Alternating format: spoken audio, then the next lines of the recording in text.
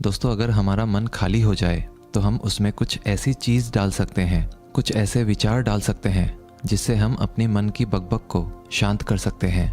जो विचारों का सैलाब हमारे मन में चलता रहता है, उन्हें हम बहुत अच्छी तरह रोक सकते हैं। और दोस्तों, अगर एक बार मन की बकबक रुक जाए तो फिर हम मन से जो चाहे वो करवा सकते हैं। इसीलिए अगर आप मन की बकबक को शांत करवाना चाहते हो तो इस कहानी को आखिर तक जरूर सुनिएगा। एक नगर की बात है। उस नगर में एक नौजवान युवक रहता था। उसका नाम विकास था। उसे एक समस्या थी और उसकी समस्या यह थी कि उसका मन हर समय भटकते रहता था। उसके मन में हर समय कोई ना कोई नकारात्मक विचार चलते रहते थे। उसके मन की बकबक कभी शांत नहीं होती थी। वो जब भी कुछ सोचकर करता तो कुछ अलग ही कर देता। कभी वो अपने अतीत के बारे में सोचकर पछताता था कि काश मैंने उस काम को, उस समय को कुछ ऐसा कर दिया होता, उस काम को वैसा कर दिया होता। या फिर वो अपने भविष्य के बारे में सोचता रहता और डरता रहता कि कहीं भविष्य में ऐसा हो गया तो क्या होगा, कहीं मैं असफल हो गया तो क्या होगा, अगर मुझसे कोई गलती हो गई तो लोग मेरा मजाक उड़ाना शुरू कर देंगे। और ऐसे ही कई सारे नकारात्मक और असफलता से भरे विचार उसके मन में आते रहते थे। विकास हमेशा ही अपने विचारों में खोया रहता। वह अपने विचारों से मुक्ति पाना चाहता था। विकास चाहता था कि उसके मन में कोई भी फालतू विचार कभी भी ना आए, लेकिन हर समय विचारों का सैलाब उसके मन में उठता ही रहता। इसीलिए जीवन में वो बहुत परेशान हो गया था। फिर एक दिन उसे किसी ने बताया कि यहाँ पास के ही जंगल में एक बौद्ध भिक्षु रहते हैं। उसके पास जाओ, वो तुम्हारी मानसिक समस्या का समाधान अवश्य कर देंगे। ये सुनकर विकास तुरंत ही बौद्ध भिक्षु के पास चला जाता है और अपनी सारी समस्या उन्हें बताता है। बौद्ध भिक्षु भी विकास की बातों को बड़े ही ध्यान से सुन लेते हैं और उससे कहते हैं कि तुम मुझसे क्या जानना चाहते हो। ये सुनकर विकास कहता है, हे गुरुदेव, मैं अपने मन को शांत व खाली करना चाहता हूँ। मैं आपसे ये जानना चाहता हूँ कि मन को खाली व शांत कैसे करते हैं। मेरा मन हर वक्त विचारों से भरा रहता है। मेरा ध्यान एक जगह लग ही नहीं पाता है, जिसके कारण मेरे हर काम में समस्या आ जाती है। मैं एक चीज़ करता हूँ तो नकारात्मक विचारों के कारण दूसरी चीज़ पर पहुँच जाता हूँ। मेरा मन एक जगह ठहरता ही नहीं है और यूं ही हर दिन मेरे मन में हजारों विचार चलते रहते हैं। और ये कब होता है, क्यों होता है, मुझे कुछ पता नहीं चलता। बहुत देर बाद मुझे एहसास होता है कि मैं क्या करने बैठा था और मैं क्या कर रहा हूँ। गुरुदेव, मैं अपने मन को विचारों से खाली कर देना चाहता हूँ। मैं चाहता हूँ कि मेरे मन में एक भी विचार ना आए। जब मैं चाहूँ तभी मेरे मन में विचार आए। फिर बौद्ध भिक्षु ने कहा, किसी समस्या का समाधान तभी निकाला जाता है जब हम उस समस्या की जड़ तक पहुँच जाते हैं, समस्या को ठीक से समझते हैं और जानते हैं।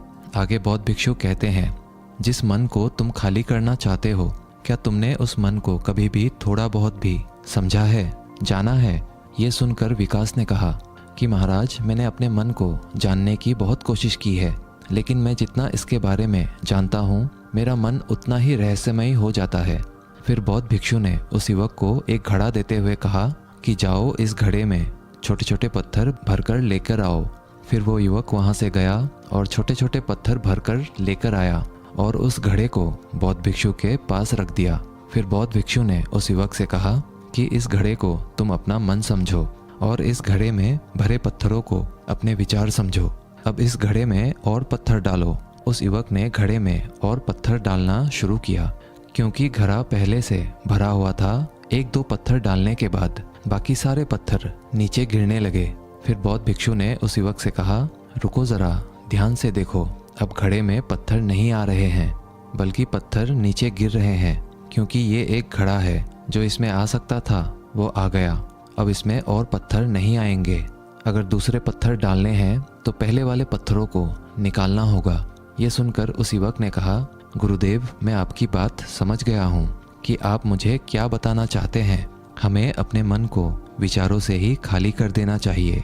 विकास की ये बात सुनकर बौद्ध भिक्षु मुस्कुराने लगे और कहा, पहले मेरी पूरी बात तो सुन लो, उसके बाद मन को खाली कर लेना। फिर बौद्ध भिक्षु ने उस युवक को कहा कि हमारा मन एक घड़े के बिल्कुल उल्टा है। क्योंकि घड़े को तुम पत्थरों से भर सकते हो, लेकिन मन को विचारों से नहीं भर पाओगे, क्योंकि मन तो हमेशा खाली रहता है। ये सुनकर उस युवक ने कहा, गुरुदेव, मुझे आपकी बातें कुछ समझ नहीं आ रही है। मन अगर खाली रहता है तो फिर हम उसे खाली करना क्यों चाहते हैं? फिर मन को खाली करने की क्या ही आवश्यकता है? फिर बौद्ध भिक्षु ने उससे कहा कि इस घड़े से एक एक करके पत्थरों को बाहर निकालो। विकास ने वैसा ही किया। वह घड़े में से एक एक करके पूरे पत्थरों को बाहर निकालता रहा और ऐसा करते करते अंततः घड़ा खाली हो गया। फिर बौद्ध भिक्षु ने उस युवक से कहा, देखा तुमने, जब एक एक करके तुमने पत्थरों को बाहर निकाला तो ये घड़ा खाली हो गया। अब तुम इस घड़े में कोई भी पत्थर डाल सकते हो, दूसरे पत्थर डाल सकते हो या फिर उन्हीं पत्थरों को दोबारा डाल सकते हो। आधा भर सकते हो या फिर पूरा भी भर सकते हो। फिर वह युवक कहता है, गुरुदेव, मैं भी तो यही कह रहा हूँ कि मुझे अपने मन को खाली करना है। ये तो एक पत्थर है, इसे आसानी से निकाला जा सकता है और घड़े को खाली किया जा सकता है, लेकिन गुरुदेव, मैं अपने मन को खाली कैसे करूँ? फिर बौद्ध भिक्षु ने कहा, इस घड़े में एक पत्थर डालो और 2 पत्थर निकालो। ये सुनकर उस युवक ने कहा, गुरुदेव, ये कैसे हो सकता है? जब इस घड़े में एक पत्थर होगा तो एक ही पत्थर निकलेगा, 2 कैसे निकलेंगे? फिर बौद्ध भिक्षु ने उससे कहा, ऐसा नहीं हो सकता है तो ऐसा ही करो कि इस घड़े में 2 पत्थर डालो और 4 निकालो। विकास ने कहा, महाराज, ऐसा कैसे हो सकता है? ये कोई चमत्कारिक घड़ा तो है नहीं कि 1 डालो तो 2 निकल आएंगे, 2 डालो तो 4 निकल आएंगे। यह सुनकर बौद्ध भिक्षु ने कहा, यह घड़ा तो चमत्कारिक नहीं है, लेकिन तुम्हारा मन तो चमत्कारिक है। उसमें से अगर तुम एक विचार बाहर निकालते हो तो उसके साथ 2 विचार आते हैं, और जब तुम उन 2 विचारों को पकड़ते हो तो उसके साथ 4 विचार निकलते हैं, और फिर ऐसा करते करते विचारों की एक लंबी श्रृंखला बन जाती है, और फिर तुम कहीं नहीं रुकते, एक के बाद एक विचारों को पकड़ते जाते हो। यह मिट्टी का घड़ा तो पत्थरों से भर जाएगा, लेकिन तुम्हारा मन कभी नहीं भरता, वो हमेशा खाली है, लेकिन वह खाली नहीं करता। ये इस मन की माया है कि सब कुछ है लेकिन फिर भी कुछ नहीं। फिर उस युवक ने कहा, गुरुदेव, मैं आपकी बात समझ रहा हूँ, लेकिन क्या मैं हमेशा अपने विचारों के जाल में ही फंसा रहूँगा? क्या मन के इस माया जाल से निकलने का कोई रास्ता नहीं है? फिर बौद्ध भिक्षु ने कहा, इस मिट्टी के घड़े में आधे पत्थर भर दो। फिर उस युवक ने ऐसा ही किया। फिर बौद्ध भिक्षु ने कहा, अब इन पत्थरों में से कोई एक पत्थर चुनो और उस पत्थर की एक छोटी सी मूर्ति बनाकर मुझे दे दो। मैं जानता हूँ कि तुम एक अच्छे कलाकार हो। विकास ने एक पत्थर निकाला और उस पत्थर को बौद्ध भिक्षु के सामने ही तराशने लगा। पत्थर को तराशते वक्त उसे लगा कि ये पत्थर अच्छा नहीं है। फिर उसने दूसरा पत्थर घड़े से निकाला, लेकिन उसे वो पत्थर भी पसंद नहीं आया। फिर उसने तीसरा पत्थर निकाला, लेकिन वो तीसरा पत्थर भी उसे पसंद नहीं आया, उसका रंग अच्छा नहीं था। ऐसा करते करते उस युवक ने सारे ही पत्थरों को बाहर निकाल दिया। उस युवक को ऐसा करते हुए बौद्ध भिक्षु बड़े ही ध्यान से देख रहे थे। फिर बौद्ध भिक्षु ने उससे कहा कि जो तुमने सबसे पहले पत्थर निकाला था, उस पत्थर को ये समझकर तराशो कि इसके बाद तुम्हारे पास कोई और पत्थर नहीं है और ये एक ही पत्थर तुम्हारे पास है। फिर उस युवक ने जैसा गुरुदेव ने कहा उसी एक पत्थर को लेकर तराशना शुरू किया और उसने उस पत्थर से एक बहुत ही सुंदर मूर्ति बनाई और बौद्ध भिक्षु को भेंट की। और बौद्ध भिक्षु से कहा, गुरुदेव, इस पत्थर से इतनी सुंदर मूर्ति बन सकती थी, मैं ये सोच भी नहीं सकता था। उस युवक की बात सुनकर बौद्ध भिक्षु ने कहा कि जब तुम्हारे पास और कोई दूसरा विकल्प नहीं होता है, तब हम उस विकल्प में ही संपूर्ण ऊर्जा लगाते हैं और उसी को सबसे बेहतर बनाते हैं। और जब हमारे पास कई सारे विकल्प होते हैं तो हम पत्थर चुनते भी नहीं और मूर्ति बनती भी नहीं। हमारा मन भी एक विचार के पीछे हजारों विकल्प खोल के रख देता है और एक मुख्य विचार को छोड़कर उन हजारों फालतू के विचारों में उलझकर हम रह जाते हैं। फिर उस युवक ने कहा, गुरुदेव, मैं आपकी बातों को बहुत अच्छे से समझ गया हूँ, लेकिन अब मुझे क्या करना चाहिए? कृपया आप मेरा मार्गदर्शन करें। बौद्ध भिक्षु ने उस युवक से कहा कि मन को खाली करना, साफ करना 1-2 दिन का काम नहीं है, ये बहुत लंबी प्रक्रिया है, तो क्या तुम इसके लिए तैयार हो? वह युवक कहता है, जी गुरुदेव, तैयार हूँ, चाहे कितनी भी लंबी प्रक्रिया क्यों ना हो। फिर बौद्ध भिक्षु ने उस युवक से कहा कि मन को खाली व नकारात्मक विचारों से दूर रखने के 6 तरीके हैं। आओ उन्हें एक एक करके समझते हैं। पहला तरीका है कि ऐसे लोगों का साथ छोड़ दो जो तुम्हें कमज़ोर, पिछड़ा हुआ, लक्ष्यहीन महसूस कराए। अक्सर हमारे आसपास ऐसे लोग होते ही हैं जो हमसे पद और धन में ऊपर होते हैं, और इसी पद और धन के घमंड में वो अपने नीचे से लोगों को कुछ भी नहीं समझते। इसीलिए ऐसे लोगों के पास रहना ही नहीं चाहिए। और ऐसे लोग अपने से छोटे लोगों को हमेशा यही महसूस कराते हैं कि आप कितने छोटे हैं, और इसीलिए वो छोटे लोग अपने जीवन में कुछ बड़ा हासिल कर ही नहीं सकते। इसके अलावा कई बार हमारे मित्र और घर परिवार के सदस्य भी ऐसे होते हैं जो अक्सर हमें छोटा महसूस कराते हैं, हमें नीचा दिखाने की कोशिश करते हैं, लोगों के सामने हमारा मजाक बनाते हैं। तो ऐसे लोगों से जितना दूर हो सके उतना दूर रहो। ये लोग ऐसे होते हैं कि तुम्हारी नज़रों से तुम्हारी गरिमा को दूर करके तुम्हें लक्ष्यहीन बनाते हैं, और फिर तुम्हें खुद की काबिलियत पर शक होना शुरू हो जाता है। तुम्हारे अंदर खुद के प्रति नकारात्मक भावनाएं आ जाती है, और ये नकारात्मक विचार तुम्हें मानसिक तनाव और चिंता की ओर ले जाते हैं। फिर बौद्ध भिक्षु दूसरा तरीका बताते हुए कहते हैं कि तुम बहुत ही कम और चुनिंदा लोगों को ही अपना मित्र बनाओ। ऐसे लोगों को ही अपना मित्र बनाओ जिससे तुम कुछ सीख सकते हो, जिनकी तुम इज्जत कर सकते हो, जो तुम्हारी भावनाओं को समझ सके, जिनकी सोच तुमसे मेल खाती हो, जो जीवन में तुम्हें आगे बढ़ने में सहायता करे। हमारे जीवन और चरित्र में हमारे माँ बाप के बाद हमारे मित्रों का ही सबसे ज़्यादा योगदान होता है। इसीलिए मित्रों का सही होना भी बहुत आवश्यक है। ऐसा कहा भी जाता है, तुम उन 5 लोगों का प्रतिबिंब हो जिनके साथ तुम सबसे ज़्यादा वक्त बिताते हो। अगर तुम्हारे आसपास के 5 लोग जिनके साथ तुम सबसे ज़्यादा वक्त बिताते हो वे ईमानदार हैं, तो तुम भी धीरे धीरे ईमानदार होना शुरू कर दोगे। और अगर वो 5 लोग अमीर हैं तो तुम भी धीरे धीरे अमीर बनना शुरू कर दोगे। कहने का अर्थात यही है कि तुम वैसा ही बन जाते हो जिस तरह के लोगों के साथ तुम अपना समय व्यतीत करते हो।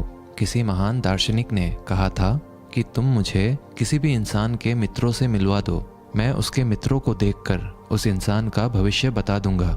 हमारी सबसे बड़ी समस्या ये है कि हम लोगों को ना नहीं बोल पाते हैं, जिन लोगों के साथ हम रहना पसंद भी नहीं करते हैं। ना चाहते हुए भी हमें उन नकारात्मक लोगों के साथ वक्त बिताना पड़ता है। इसीलिए सबसे पहले हमें अपने ज़िंदगी में उन लोगों को ना कहना आना पड़ेगा जिनके साथ रहकर हमें लगता है कि ये हमारी ज़िंदगी खराब कर रहे हैं।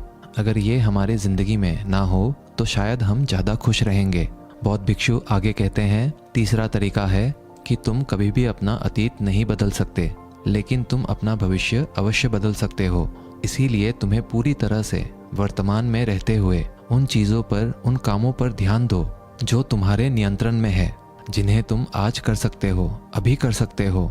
बौद्ध भिक्षु कहते हैं, मेरी एक बात हमेशा याद रखना, केवल वर्तमान में रहकर भविष्य को संवारा जा सकता है, अतीत में रहकर नहीं। इसीलिए वर्तमान में जीने की आदत डालो। चौथा तरीका है कि तुम स्वस्थ और पौष्टिक खाना खाओ। हमारा शरीर ऊर्जा से चलता है, और हम जैसा खाना खाएंगे वैसी ही ऊर्जा हमारे शरीर को मिलेगी। अगर हमारा शरीर स्वस्थ नहीं रहेगा तो हमारा मन स्वस्थ कैसे रहेगा?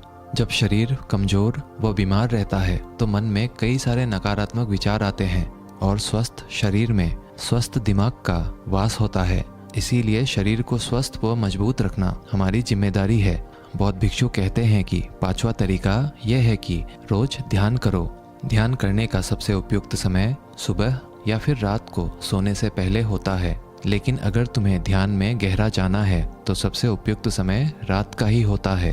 रात में सोने से पहले ध्यान करने से नींद में भी सुधार होता है और बहुत गहरी नींद आती है। ध्यान करने के लिए तुम अपनी सांसों पर ध्यान केंद्रित कर सकते हो, या फिर तुम अपने मन में उठने वाले विचारों पर भी अपना ध्यान केंद्रित कर सकते हो। मन में उठने वाले विचारों पर ध्यान केंद्रित करने से ध्यान करने वालों का ज़्यादा फायदा होता है, क्योंकि इसमें आसानी से गहरे ध्यान में उतरा जा सकता है। अगर तुम ध्यान नहीं कर सकते हो तो रोज खुद के साथ अकेले में वक्त बिताओ, खुद के व्यवहार को समझो, देखने की कोशिश करो कि मन में किस तरह के विचार उठ रहे हैं और क्यों उठ रहे हैं। बौद्ध भिक्षु आगे बताते हुए कहते हैं, छठा तरीका है कि तुम नए नए जगह घूमने जा सकते हो, क्योंकि एक पुरानी कहावत है कि एक लंबी यात्रा आपको 100 किताबों के बराबर ज्ञान देती है। गौतम बुद्ध अपने जीवन काल में 9 महीने लगातार घूम रहे थे। उनके भ्रमण करने का यही कारण था कि नए नए जगह जाने से ज्ञान की प्राप्ति के साथ साथ मन को एक नयापन भी प्राप्त होता है। नई जगह घूमने जाने पर हमारा मन उत्साहित रहता है। फिर बौद्ध भिक्षु कहते हैं, मन के जाल में कभी मत फंसो। मन को खाली करने की कोशिश मत करो। जीवन में ध्यान करना सीखो। अपने ध्यान को केंद्रित करो। अपने ध्यान में एकाग्रता लाओ और जीवन में जो कर रहे हो उसे पूरी मेहनत के साथ अंतिम समझ कर करो। उस काम को ऐसे करो कि उसके बाद तुम्हें और कुछ नहीं करना है। और जब फिर दूसरे विचार पर कार्य करो तो बस उसी पर कार्य करो, किसी तीसरे विचार पर नहीं। मन के मायाजाल से निकलना इतना आसान नहीं, लेकिन ध्यान करने से सब कुछ पाया जा सकता है। दोस्तों, आशा करते हैं आज के इस कहानी से आपने ज़रूर कुछ ना कुछ मूल्यवान सीखा होगा। कहानी अच्छी लगी हो तो वीडियो को एक लाइक और चैनल को सब्सक्राइब ज़रूर कर दीजिएगा। मिलते हैं अगले वीडियो में, तब तक के लिए धन्यवाद।